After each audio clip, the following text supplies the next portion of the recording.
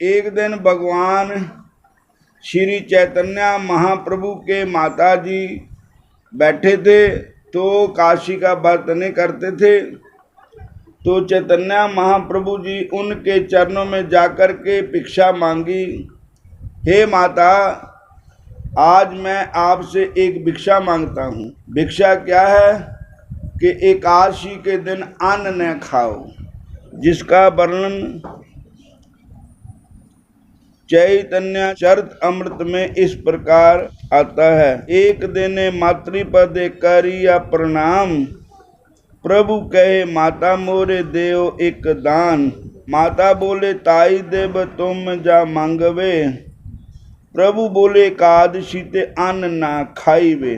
सची कहे ना खाइबे भाला ही कहला, सही है ते एकादशी करते लागिला। उन्हें काशी की कथा सुनो।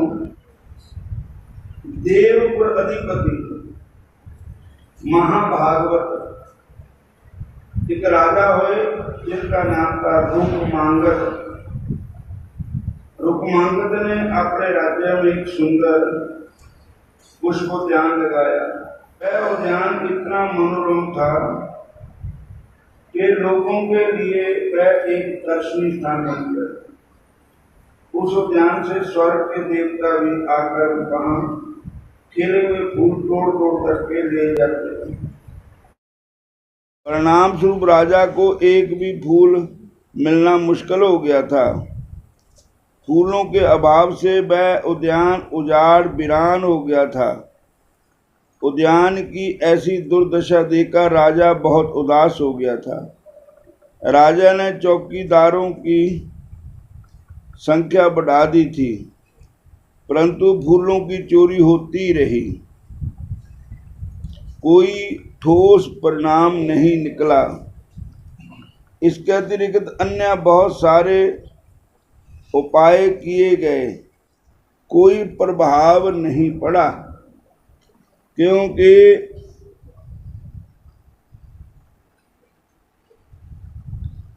फूलों की चोरी करने वाले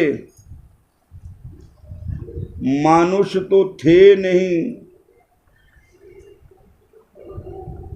के पकड़ में आ सके, और वे तो थे स्वर्ग के देवी देवता और अप्सराएं, इसलिए वे पकड़ में नहीं आ सके। अंत में राजा ने अपने कुल पुरोहित से इस समस्या का समाधान के लिए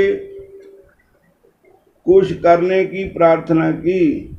कुल पुरोहित ने इसका समाधान बताते हुए कहा कि यदि उद्यान के सभी पौधों के ऊपर भगवान विष्णु के चरणों का चरणामृत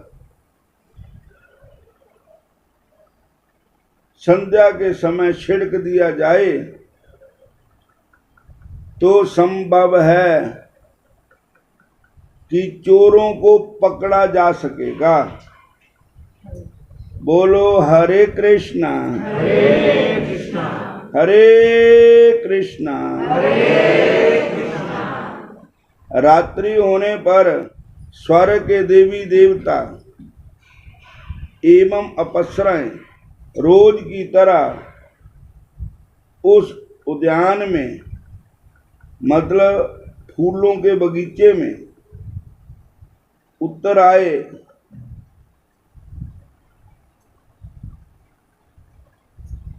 उनमें से एक देवी का पांव पौधों के ऊपर छिड़के चरणामृत के ऊपर जैसे ही पड़ा, उसके संपूर्ण पुण्य उसी समय समाप्त हो गए और वह चिल्ला उठी। उसके वापस स्वर्ग जाने की सारी शक्ति भी क्षीण हो गई। देवता व देवियां उससे उसी असहाय अवस्था में छोड़कर वापस स्वर्ग में चले गए। वह बेचारी अकेली रह गई, क्योंकि पुण्यों के समाप्त हो जाने से वह उड़ान नहीं भर सकी तथा वापस स्वर्ग नहीं जा सकी। अपने साथियों से बिछड़ जाने पर तथा इस मृत्यु लोक में व्यापक जरा व्याधि आदि दुखों के बारे में सोच सोचकर कि हाय हाय मुझे अब इस मृत्यु लोक में रहना पड़ेगा, दुखी होकर रोने लगी। प्रातः होते ही उद्यान के चौकीदारों व महिलाओं ने उसे देखा। वे उसके दिव्य तेज व अद्वितीय रूप को देखकर आश्चर्यचकित हो गए। उन्होंने राजमहल में राजा को खबर कर दी। राजा वहां आया और उसने भी उस देवी को देखा। उसके अलौकिक रूप को देखते ही उसके प्रति दुर्गा, लक्ष्मी, सरस्वती आदि देवियों की कल्पना कर बैठे तथा उसे नमस्कार किया। उसे रोते देखकर राजा को बड़ी दया आई। राजा ने पूछा, हे देवी माता, हे भगवती देवी, आप क्यों रो रही है? आपको क्या कष्ट है? उस देवी ने सारा वृत्तांत कह सुनाया और कहा कि मैं स्वर्ग वापस जाना चाहती हूँ, क्योंकि मनुष्य लोक में बुढ़ापा बड़ी जल्दी आ जाता है। शरीर हमेशा ही रोगग्रस्त हो जाता है। विषय भोग भी इच्छा भर के भोगे नहीं जा सकते हैं। महाराज, यदि आपकी प्रजा में कोई भी स्त्री अथवा पुरुष मुझे अपनी एक एकादशी के व्रत का फल दे देगा तो मैं वापस स्वर्गलोक में जा सकूंगी। एक एकादशी के फल से मैं एक कल्प काल तक स्वर्ग का दिव्य सुख भोग सकती हूँ। राजा रुक्मांगद को एकादशी के बारे में कुछ भी पता नहीं था। उसने अपने राजगुरु से पूछा तो उन्होंने भी अनभिज्ञता प्रकट की और कहा कि इस एकादशी व्रत के बारे में आज ही सुन रहा हूँ। तब जब कुल गुरु को ही जा पता नहीं, भला प्रजा को कैसे पता होगा? राजा ने अपने नगर से ढंढोरा पटवा दिया कि जो नागरिक इस एकादशी व्रत का फल देगा उसको इनाम दिया जाएगा। जब 3-4 दिन तक कोई भी नागरिक आगे नहीं आया तो इनाम की राशि बढ़ाते बढ़ाते आधा राज्य तक कर दी, किंतु परिणाम अनुकूल नहीं आया। अंत में एक दिन उस नगर में एक सेठ के घर की नौकरानी घर के कार्य करने में कुछ अपराध कर बैठी तो सेठानी ने दंड देने के लिए उसका भोजन बंद कर दिया। संयोग से उस दिन दशमी का सांझ काल का समय था। उस नौकरानी ने रूठ कर ना तो दशमी को रात्रि को भोजन किया, ना एकादशी के दिन भोजन किया।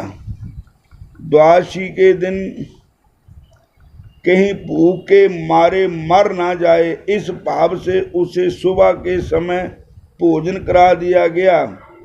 इस प्रकार से उसका संयोग एकादशी व्रत हो गया।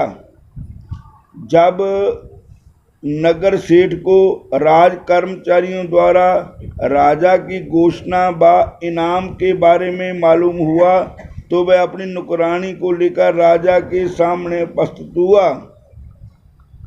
राजा ने उसे देवी के सामने प्रस्तुत किया।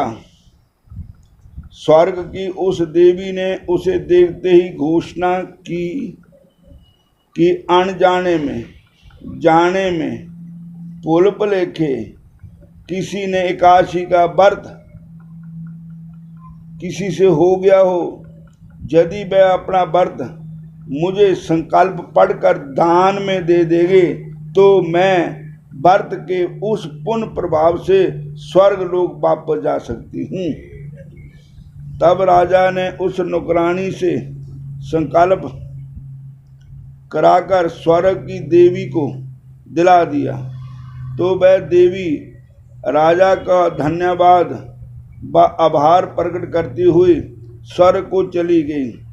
राजा ने अपनी घोषणा के अनुसार नौकरानी को अपना आधा राज्य दे दिया तथा अपने पुत्र धर्मांगद से उसका विवाह करके उसे अपने पुत्र वधू बना लिया। महाराजा रुक्मांगद को इस घटना को प्रत्यक्ष देखते ही पूर्ण विश्वास हो गया कि एकादशी का बहुत महात्म है, इसके बहुत महिमा है। जब ऐसा दृढ़ विश्वास हो गया तो उसने ये विचार किया कि इतनी पुण्यदायिनी और कल्याणकारी एकादशी का व्रत मेरे राज्य के प्रत्येक नागरिक को अवश्य करना चाहिए। अतः उसने इस नियम रूप से इसको लागू कर दिया कि एकादशी का व्रत करना ही पड़ेगा, ये कानून हो गया है। और तो आज एकादशी है, अपरा एकादशी है। एकादशी व्रत की बड़ी महिमा है।